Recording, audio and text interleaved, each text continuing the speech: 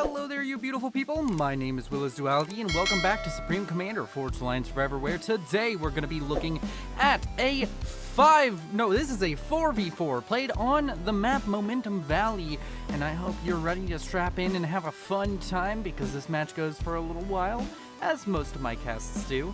Before we get into introducing our teams, with Team 1 at the top right and Team 2 at the bottom left, let's go ahead and do the shameless shilling that every YouTuber does. Like, comment, subscribe, dislike if you feel like it, I don't care. What I do care about is if you consider joining the channel membership or the Patreon because of the strict FU pay me policy that's keeping this channel alive. With everything else out of the way, let's go ahead and introduce our team, starting with Team 1's air player in the rear guard position, a white Aeon going by the name of Biomutant 9000. And using random capitalization to make his name difficult to read. To the south of this man, we have a red UEF going first land by the name of Voodoo. And he is here to cast a spell on you and try and win a game of FAF. He is pretty good at it, being a 1400 rated. Moving on to the pink Cybern going by the name of Frozen Bite. He did not manage to finish his download, but he is here with us today. And he is playing the right faction and even chose a good color. Then the yellow UEF by the name of Arumacun going first land is gonna be rocking this most western position for Team 1. Moving on to Team 2, in the air position we have an orange UEF going by the name of Shokaku 22. Rocking a first land build and opening for a second air. Then we can go to the north and check out this blue UEF player going first land, second air by the name of Supreme Commander with a 3, so Supreme Commander. Then to the center for Team 2, we have another UEF, and actually all of Team 2 is UEFs, fun fact, by the name of RLO. And last but not least for Team 2, we have a gray UEF, his comm already walking around. His name is Simi, and he's rocking this easternmost position on Adaptive Monument Valley. Let's go ahead and take a look at all of the reclaim. 54,000. This map has a lot of reclaim, but it's spread out. It's everywhere. You gotta travel. Not far, but you have to consistently travel. It's very much so a nomadic form of reclaim, a hunter-gatherer type. You exhaust one area and you move on to the next, and that's just how it's going to work. So these players going to have to keep an eye on the reclaim bars and on the eco bars, as we all the time do. But before we start doing that, we have a very early bomber coming out from the player Frozen Bite for Team 1. He's going to be trying to inflict some of that early damage. It seems like it's directed towards Simi of Team 2. Is he going to be able to get the engineer kills? Is this bomber going to be shot down without fulfilling its purpose? Find out all this and more on the next episode of Dragon Ball Willow's Duality Fafcast, and you don't have to wait, or I can't fill that well. Does kill off a singular engineer, gonna come back in for another pass, might get 2 if the stars align. Only manages 1. Is there any response coming out from Team 2? It does not seem so. Seems as though Simi is gonna have his early reclaim numbers cut down. Luckily, he's gotten all of the core expansions that he needed to get done. And now this bomber threatens to kill off the engineers that are expanding for Shokaku. Shokaku is gonna need a factory built very soon. Fortuitously moves an engineer to go build a hydro. Really needs to get that engineer on to building a factory. It drops one of its bombs and does a little bit of damage to the engineers, but that's not gonna be enough to kill them off. And of course, that means Shokaku 22 has managed to secure himself an expansion over here to the southeast. These plateaus, usually on this map, you see a player inhabiting one of these plateaus and having to fight kind of a 2v1 land war while also doing air. It's a very awkward position, but in this game, it's a 4v4. All of these players on even footing. Nobody is on a pedestal higher than the others. They are all just having honest fights down on the ground level. At sea level even, maybe. I don't know where the sea is. But with all of that, my rambling and yelling out of the way, we can see how this game is shaping up Team 1 doing a little bit better on the expanding to their far-reaching corners as a drop out from Biomutant. Gonna manage to set up a little bit of a land-based way over here. It's gonna be a bit difficult for him to manage this, I would imagine, as he, of course, is the furthest player away from this territory, but I guess he's the furthest away from all of the territory since he's in the corner of a map. Team 2, on the other hand, doesn't really have anybody over here, so this area is going to be controlled by Voodoo. So a map control advantage already starting to form for Team 1. Going to be very important as we move into the mid-game, where people start getting more and more economic upgrades. If you just have a few more mass extractors than your opponent, if you just have 3-4 more mass extractors than your opponent, guess what? It adds up very quickly, and your mech's upgrades come faster. So gonna have to keep an eye on these ecos, gonna have to keep an eye on things. Things can snowball very quickly. Over here in the center, RLO moving his comm forward. Let's go ahead and check at the 6-minute reclaim numbers. Voodoo leading the pack, as he very well should, being the highest rated player in this match at 1,400, almost 1,500. Forgot to mention, this is a team matchmaker, so these ratings a little bit more important than in global.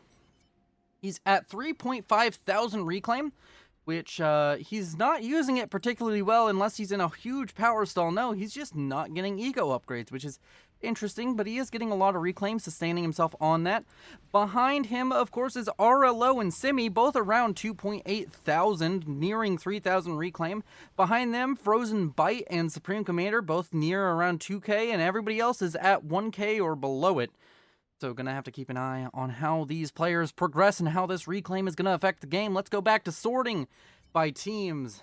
And of course, I think it's secondarily sorted now by mass eco. I figured out how to do secondary sorting, not shorting. So right now you can see each team is sorted by economy, but they are both in the scoreboard rather neatly.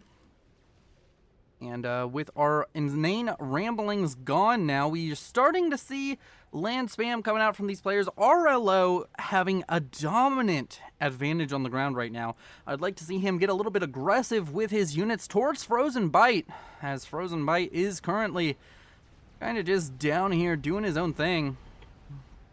He is, of course, like, he just doesn't have the production that RLO does.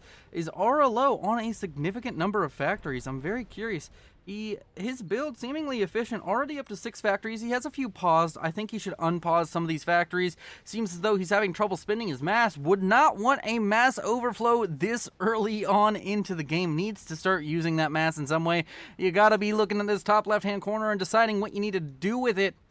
But of course, this is not a replay review, even though RLO is so thankfully a Patreon of mine, and could have a replay review. He is, of course, merely a mortal, and I think a couple of mechs upgrades kind of caused that. I think he overflowed for a little bit, but his teammates probably spent it and probably aren't too unhappy with the situation, of course.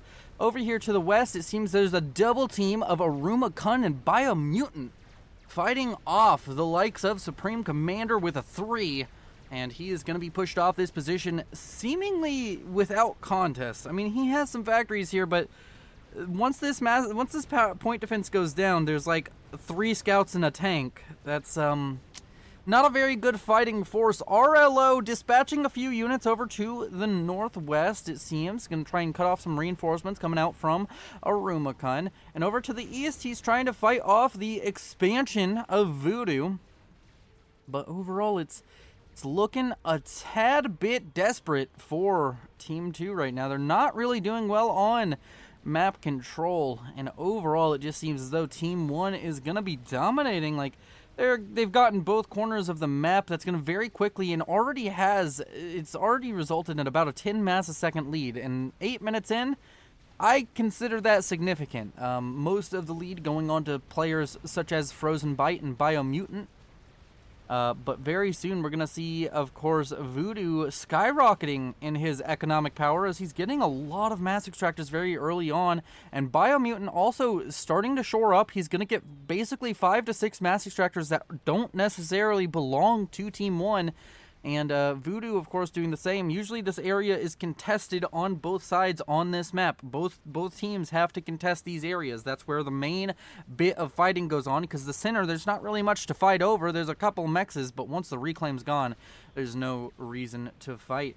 Down here to the southeast, it seems as though a T2 upgrade onto the Calm of Voodoo is going to be paying dividends, as a Triad creep is going to help him to secure this southeastern corner against the likes of Simi, who is showing up with a band of units, a band of strikers, and a gun comm. Gonna have to see if he can work this gun comm for anything more than I would think would be valued at, but he's gonna have trouble. There's a lot of units out here for Voodoo. There's the Triad point defenses. He's gonna be building more and more Triads as he moves south, and that's just gonna cut Semi off from even the idea of expanding over here. Of course, there is always the chance for something like this, where we can see Shikaku 22 setting up a land area over here, but it's just gonna be slower, and it's gonna be very easy to push him off this. There's nothing here to particularly protect him.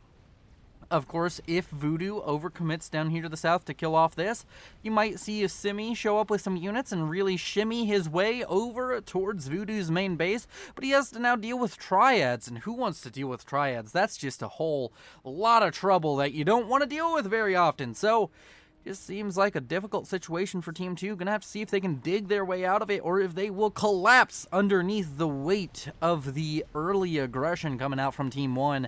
Over here to the west, there's some units now out from Biomutant. He's winning this land war on this flank, and he's the air player. This is just going horribly for the southern team. For Team 2, Supreme Commander really needs to step up his game, and on top of that, he's committing the sin that every UEF does. He's building Mongoose, and for some reason, these Mongoose with Bloom have the brightest Gatling guns. They shined the Gatling guns, but the brightest Gatling guns ever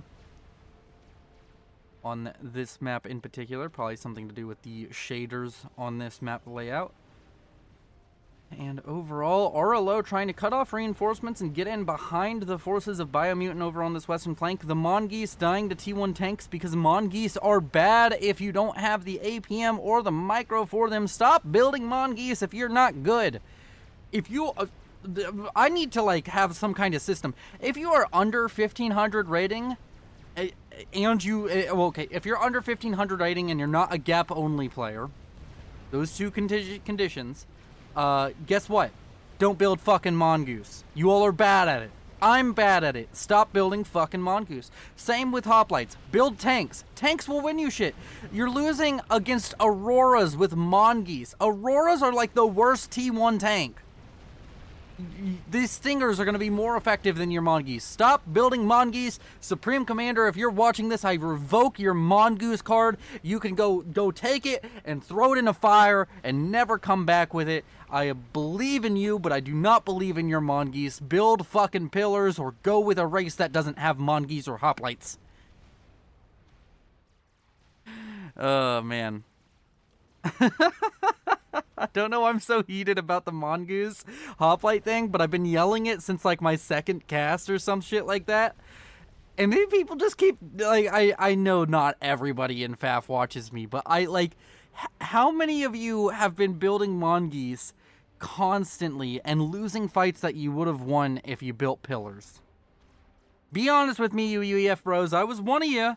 I was one of you for a little bit there. Go down in the comments and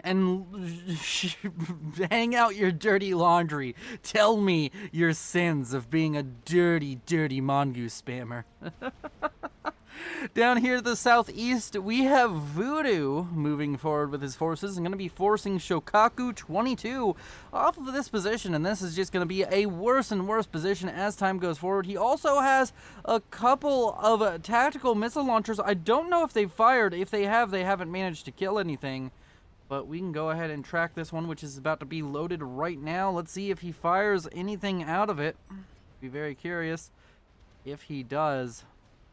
And if he does indeed fire, what is he firing at? There's plenty of targets. It's a target-rich environment if I've ever seen one. Come on, man. Fire one of them. This one already has a missile. Don't you dare fire that second one. Okay. Well, we're going to keep on it, because the second I stop tracking it, I know he's going to fire one. Up here to the north, it seems as though there was a comm drop by Biomutant onto this island. Don't know why he put his comm up here, but he did decide to do that. And, Yeah. Wait, no. This base was dropped up here. Never mind. Supreme Commander doing himself a good job. Biomutant showing up to this base up here with his comm. This base was dropped by Biomutant. I didn't even see that. He went second air, didn't he? I'm a fucking dumbass. Alright, everybody judge me for that one. I just thought this, for some reason, my brain was like, that plateau is never going to go to the other team. So I just thought that this belonged to Biomutant or Arumacun. Or maybe it didn't at some point. Maybe he dropped and took it over, but still. An interesting play coming out from the blue UEF of the southern team. Biomutant putting his comm up here saying, I'm going to hold this position or I'm going to die trying. Which is a notable and honorable thing to go with. And we did have a comm drop this game. It was a Tech 2 comm drop. Man, I can't believe I missed that. Wait, how did he get Aeon units? Did he capture an Aeon engineer? And what is this shit? Where did he get Aeon units? I don't understand you, Supreme Commander. I don't understand you, but you are indeed Supreme. And you are Commander. You're a Burrito Supreme and a Taco Supreme. RLO committing a huge number of forces over here to this western side.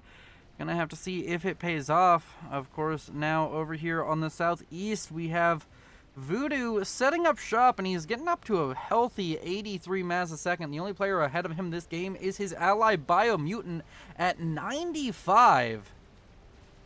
These players doing quite well for themselves. But RLO definitely being dominant on the ground as far as ground game goes. I think he just got a T3 mass extractor as well, so RLO is going to be sitting on a healthy 77 mass a second. I mean, it seems as though he might have enough units over here to the north and also more Mongeese. I mean, at least they're being microed a little bit more, but I guarantee you'd be doing better with pillars. Because look, if you had pillars, you know what you could do? You could just run them into this T1 force and use them. With the Mongeese, you have to do this stupid micro. You have these fucking expensive-ass Mongeese that aren't firing on anything because you're not even... Mongeese are bad, okay? Mongeese bad, okay? Hoplites are bad too, but I feel like Hoplites have the benefit of being Cybran and being able to get deceivers around them, so it's harder to fuck it up. Alright. RLO seemingly gonna peter out on the ground here, but not from a lack of the opponents trying. He's gonna have some T2 units of his own showing up, and he's showing up with pillars and parashields and some flapjacks for good measure. And over here to the north, I'm still surprised Supreme Commander now has Aeon Tech somehow. He had to capture one of the engineers of Biomutant. That's the only way this works. Or he had to capture the factory of Biomutant, which that seems even less likely. But I respect it. It's a crazy little play. The tactical missile launchers seemingly killed off all of the T2 buildings, all of the T2 mexes up here on the plateau that were built up by Shokaku. And overall, these teams doing very well. Also, I want to point out the game balance is 100%, which is pretty fucking good. It's 1124 average rating versus 1126, which is really close. 2 rating off from each other is not bad. Not bad at all. Over here to the north, it seems as though the Aeon Tech is not going to live long in the hands of Supreme Commander, as a mass T1 bombing raid coming out from Arumacun. Scorchers being used to great effect to kill off all of this. And map control still, if you just want an idea of the map control, just look at this. They just kind of have this corner. It's about a third of the map that Team 2 controls. And that's starting to take its toll. They're down over 100 mass a second right now. And they really, really need to find a way to dig themselves out of this hole. Otherwise, they're going to be looking at experimentals in approximately 7 to 10 minutes. We're going to be seeing experimentals if Team 1 continues to be able to get eco uninhibited. Voodoo and Frozen Bite doing the best economically in the game. Biomutant very close behind Voodoo and Frozen Bite, and Arumacun not doing that great economically. I think he might be in a power stall though, because no, he's not in a power stall, just not doing particularly well economically. Willow, the only heavy hitter for Team 2 economically, about to reach 100 mass a second, but he's 30 to 40 mass behind 3 of the players on Team 1, and this mass lead is going to be huge very soon. Let's go ahead and check in on Reclaim. 29,000 for the red UEF Voodoo. RLO sitting on 15,000, Simi on 16, or Simi on 12,000, and Supreme Commander on 11,000, and everybody else is irrelevant because they're below 10,000 Reclaim.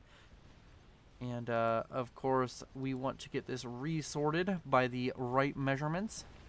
And overall, RLO probably going to be the first player to break the 100 mass a second mark for Team 2.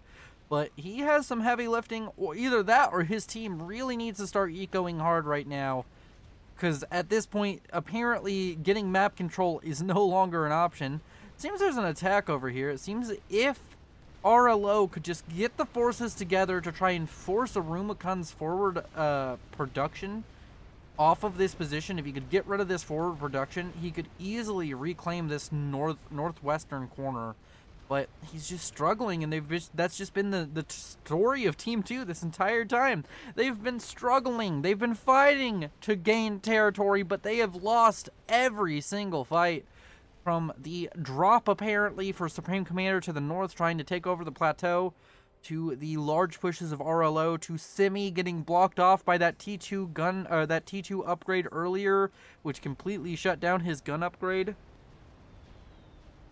Team 2 is showing signs of life. They're fighting. They're trying to make themselves some advantages, but they're just playing a little bit worse, it seems. And the brightest light, I think, right now for Team 2 is probably RLO with his massive amounts of land spam. He's the only player who seemingly has managed to gain territory, or at the very least make territory neutral for any extended period of time. I'm not just saying that because he's a patron. I just think he's playing relatively well. He's not necessarily playing better than anybody else in the game. He's not, I wouldn't say he's playing the best. I think right now Voodoo is just destroying Team 2, honestly. He's on such a huge eco. Him and Biomutant have enough eco combined to out-eco the entirety of Team 2. And they're starting to put it to good use. We're having Restorer spam come out from Biomutant. We're having Percival spam showing up on the field for Voodoo. And overall, it seems as though very soon we're going to start seeing some very high economy strategies coming online. And one of them is Quantum Gateways. Is he going to go for Rambo or Rascoms is the question. Rambo comms becoming more and more popular as of late, and I'm unsure as to why. Used to be Rascoms were all the rage, and now people really trying to use those Rambo comms. I think it started in that first cast I did where I saw Rambo comms heavily, and now we've seen them more and more often, which I am all for. I love the idea of treating this like drown them in the blood of our units, where you literally are using blood. Each of those support commanders in lore has a person in them. Let's get back to the boots on the ground action of having people murder each other instead of having robots murder each other. I'm against robot violence. I'm all for human violence. Robot on robot violence needs to end. We need to bring back human on human violence, because this one person at a time stuff, it's really not helping with overpopulation.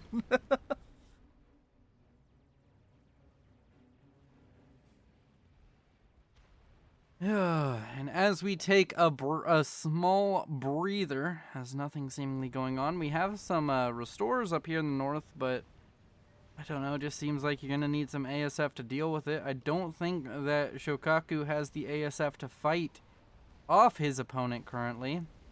Team 2 starting to eco a lot heavier. All of them starting to get their T3 mexes online and starting to get them in numbers, but they just kind of did it later than Team 1, and that means Team 1 still 200 mass generation plus ahead of Team 2 at any given time. And now we're starting to get into the range where the best way to win air at the moment is anti-air, which isn't the best position you want to be in. Anti-air, not very mobile. It doesn't move, and mobile anti-air is not as good as static ones. So kind of just an unfortunate situation. Some eco, some production going down for Supreme Commander as these restorers show up and kind of just clear the board for him. He's not really got anything going on. He has a T3 Air HQ up on the plateau that may be going down momentarily. And if that goes down, oh my word, he will be in a world of hurt. Needs to get himself up some mobile anti-air. I'd like to see, we have some Cougars showing up to the field, which could be significant here. I'd like to see, ooh, wow, actually tons of interceptors showing up, and that's going to be quite useful for Supreme Commander. He's going to be able to shut down these restorers, or at the very least, turn them away and get the pressure off of him. Arumacun here in the middle, starting to probe with his units. He has some Flapjacks showing up. He still has Mongoose mixed in. RLO swapping over to Percival production now. He's trying to produce a bunch of units.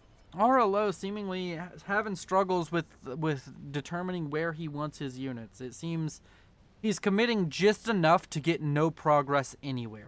And that's not, it's difficult. It's a very difficult thing to do, but he's had this overwhelming number of units, and I think he should probably stop building T1 units. Lobos are not as good as Medusa or Zooies or even Fervors, in my opinion. You know what? Lobos are better than Fervors. But overall, it seems as though he's had these large forces. He's just not been able to use them on one point. He's had to split up his army multiple times. It's just unfortunate. Arumacun, admittedly, gets to keep his Mongoose card because he's not using the Mongooses poorly. He is keeping them away. He's kind of having to just run away, and right now he's getting a lot of help from restorers, but he hasn't been absolutely just losing all of his units, but I think he'd be doing better economically. It seems like he's focusing a lot on the micro of that. He could just be doing better economically and be producing more if he wasn't focused so heavily on the Mongoose micro. Because that's another trade-off. If you have units that you have to micro and you're making those work, you're giving up something else. That APM could be going somewhere else. With higher rated players, it doesn't matter because they have a wealth of APM that they can throw at any given issue, and they just do things faster because it's more reflexive. It's not even about that they're thinking faster, they're smarter. It's nothing to do with that. It's that they're reflexive. They have reflexes that just make them say, if A, then B. That's what their brain is doing. It's subconscious. If A, then B. If, like just look at Nicobar. If over half, upgrade mechs. And they'll notice that, and they'll do it. It's what I've been trying to train myself to do a little bit more, as I'm trying to improve at this game, little by little, and trying to find things that work for me. And that's what it is. Whenever somebody's getting faster, and we're talking about somebody being faster, it's about taking the information on screen and reacting to it a little bit faster. It's not about being smarter or thinking about what to do faster. And when you have to micro those Mongoose, well, you start falling behind a little bit. You start, instead of focusing on your eco or your production or the basics, the core things of getting more of these strategic icons on the map to throw at your opponent, and more stuff good, more shit counters less shit. Instead of doing that, well, you're microing Mongoose, and I don't know. This is why I'm just not a fan of things that require more APM to use than the other units. And you might be like, well, in StarCraft, Marine Marauder Medevac is like amazing, and all of the unit compositions that are literally just a click at the enemy can get you to fucking masters, it feels like. So fuck off with that shit. StarCraft is just about doing a build correctly. It's not a strategy game, it's a mechanics game. Are you a mechanically gifted player? Alright. I don't know why I went on a rant about StarCraft. I love StarCraft. I watch so much StarCraft. But StarCraft is definitely a different beast and definitely a different type of game, and we're going to stop talking about it now, as over here to the east, Voodoo showing up with a lot of units, and of course a Monkey Lord I was talking about within 7 to 10 minutes, and it's been about 9 minutes since I said that. We're going to see some experimentals showing up that are going to cause trouble for Team 2. We have our first one. It's a Monkey Lord, and honestly, RLO's moving forward. RLO, I don't think, has done the damage calculation. He doesn't have enough Percivals here to deal with it. He is sacrificing units that he just shouldn't. Unfortunately, his best option now is to fall back and try and set up some kind of defense. Over at the east, I really like this move coming out from Voodoo. It's a very good play coming out for him. Sorry that I'm kind of like in coach mode still and still trying to give advice. Hopefully you all like it. But he is pressuring and putting all of his units to fight off Simi, which is a good move, because that means that the Monkey Lord is the only thing that can attack the Monkey Lord is RLO. There's nothing else here to help him out. These Restorer gunships just bearing down, and Team 2 is collapsing. Not that they haven't been collapsing, they're just collapsing much quicker than they were a couple minutes ago. The Monkey Lord's gonna show up. The army has just dissipated, dissolved, disappeared, and been destroyed on the battlefield by the Restorers, by the Monkeys, as much as I hate to say it, and by the Percivals, and of course, not the least, but mostly by the Spider. Monkey Lord sitting on 86 kills, 18,000 mass killed, and most of that the combat units of RLO, and RLO is being crushed as some Rambo comms show up over here on the eastern side. I asked the question earlier, was he going to go for RAS comms or was he going to go for Rambo comms? It seems as though Rambo comms is the flavor of the month, and he went for those.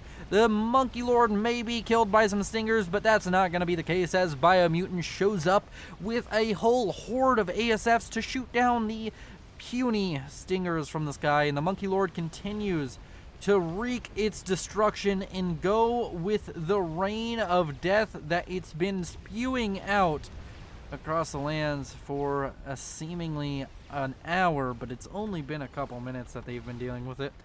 And over here to the southeast, we have UEF Rambo comms going up against Percivals. We could have this be the thumbnail. Call it UEF Civil War.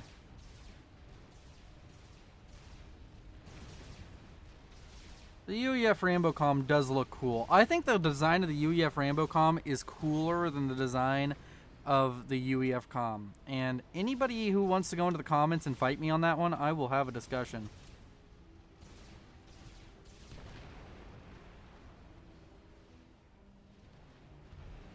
Alrighty. And Team 2 is in just such a horrible situation, to be honest. That's a lot of point defense queued up by RLO. But what can they do? The Monkey Lord's gonna slowly bear down on this.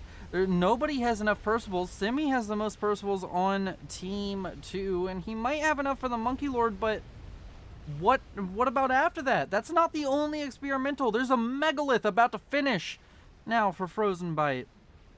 I wouldn't be surprised to see if there was like a Fat Boy sitting around here, or a GC, or any menagerie. What's a menagerie? Any crazy idea you might have out there. And we're going to get a cool... Why every time I look here, I want a look of the... This is just a crazy screenshot right here. Everything going on is crazy right here. I love it.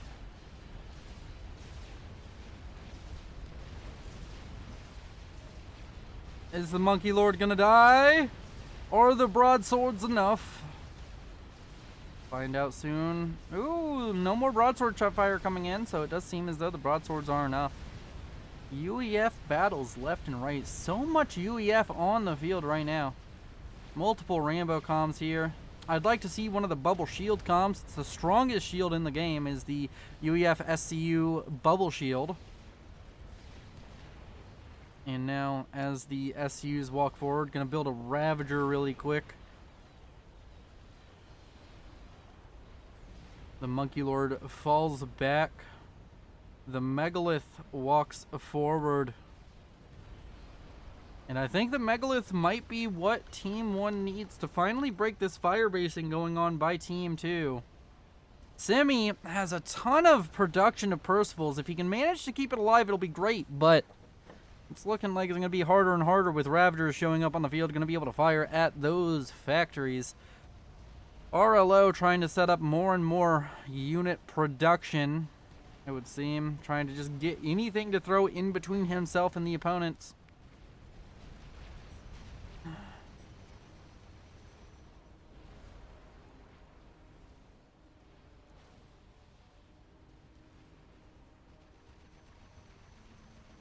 The Rambo Ravager push working wonders right now for Voodoo.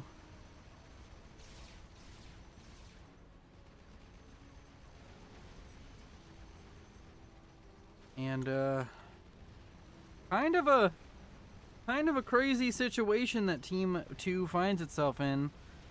I'm honestly just thinking it's a desperate situation. All of these triads back here were built back here, and now he's going to build a bunch of artillery pieces, or at least try to, but I don't think RLO can afford it. RLO on the worst economy of all of his teammates now, and at one point he was the best, and I think it's just because he doesn't have all of his mexes to T3 yet, but he's desperately trying to produce something to help his team. And it just doesn't seem to be working out as much as he would have pleased. Voodoo still sitting very high on the reclaim charts. The Megalith moving forward. Let's go ahead and speed it up a little bit while we wait to see what these players can achieve. The Parashield moving up with the Rambo SCUs. And a Soul Ripper finishing. Frozen Bite doing the... oh, that's a nuke. Is there an anti-nuke? I don't think there is. If there is, then... that's unfortunate. Apparently, oh, there is one, but it's not loaded. Also, I'm pretty sure that's on the edge. Simi, I'm gonna die.